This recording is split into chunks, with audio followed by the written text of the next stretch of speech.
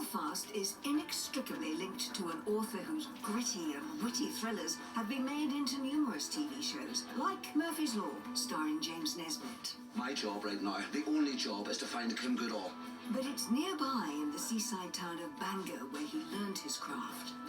Colin Bateman, known to his millions of fans simply as Bateman, has been writing novels for over 30 years. And since the very first one was published back in 1994, Divorcing Jack, which later became a movie.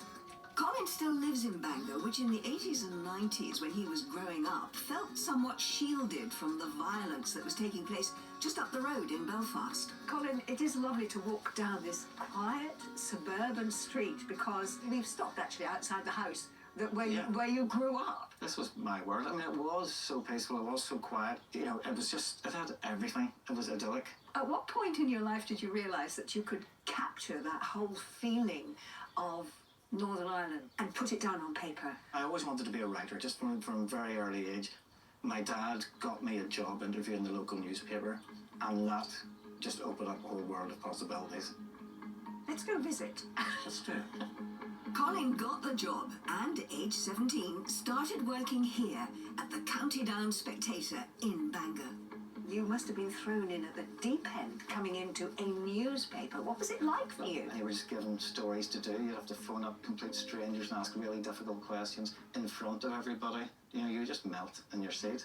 So at what point, if you were here for, about 10 years, did you realise that you didn't just want to write stories for newspapers, that you could actually write books? We'd write a column every week, and that got a great reaction from the local readers, and there were funny lines in that, so I knew that I could make people laugh.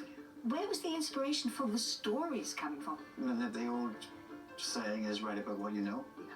So I was a columnist, writing a funny column, getting into trouble, and that's what my main character, Dan Starkey, was. Dan Starkey is the main character in Divorcing Jack, a journalist turned private investigator whose problems start after a drunken night out at Belfast's Queen's University.